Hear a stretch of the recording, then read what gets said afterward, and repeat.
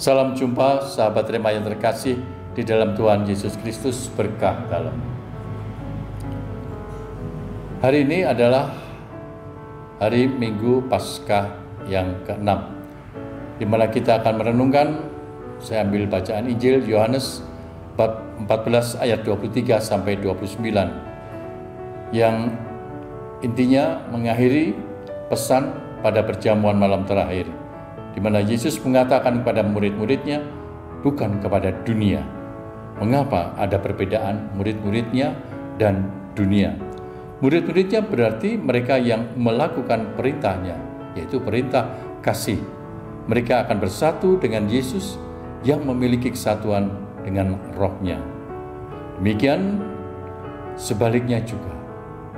Maka tema renungan kita kali ini adalah kasih insani dan perhatian ilahi.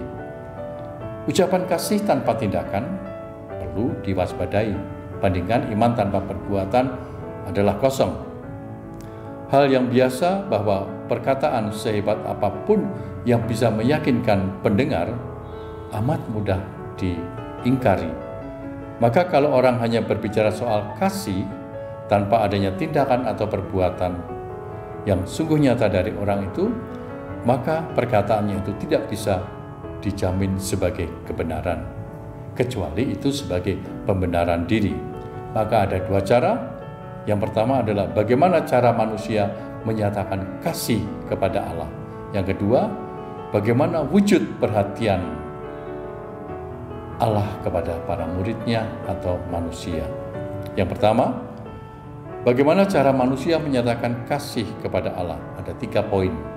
Poin yang pertama adalah menyadari diri sebagai murid-muridnya. Kehadiran seorang murid sungguh amat penting untuk menggaungkan, menggemakan, dan meneruskan karya Allah sehingga akhirnya sukses atau oke.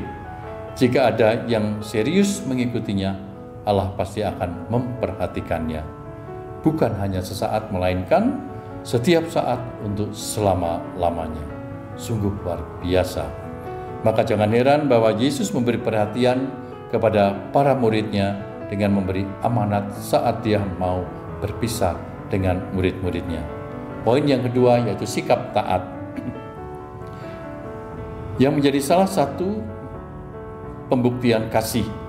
Karena kalau kita mengasihi sekehendak Dia, kita hendaknya rela mengorbankan ego, lalu menuruti kehendak Dia yang kita kasihi. Yesus mau supaya para murid-muridnya tidak setengah-setengah terhadap firman-Nya. Ada banyak ajaran dan tuntunannya. Firman Allah itu hidup dan berkuasa.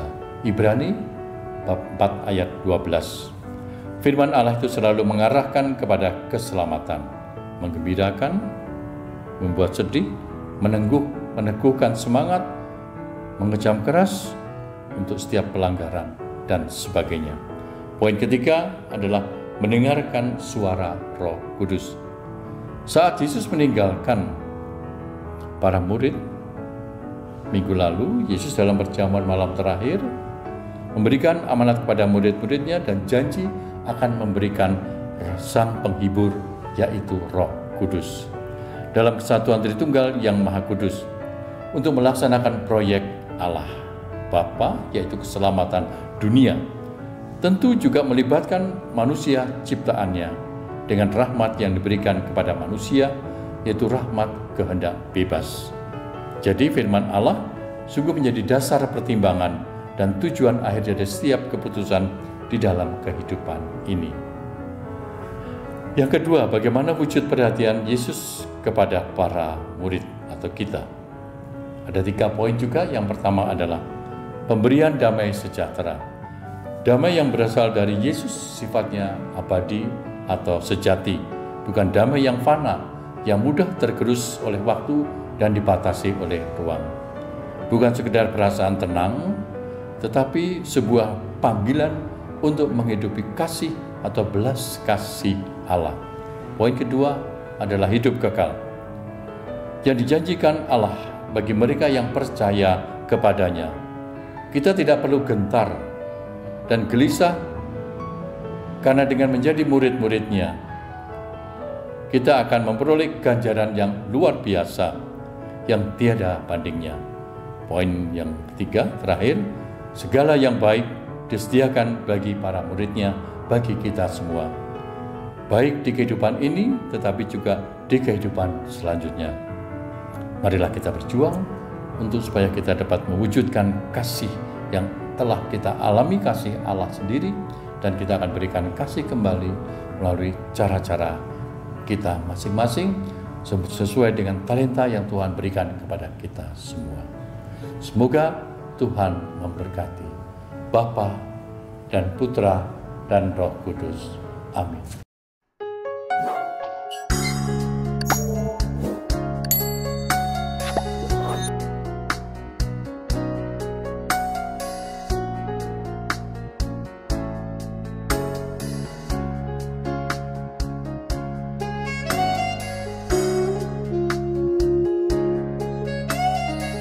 Sahabat Rema, sampai jumpa dalam program berikutnya.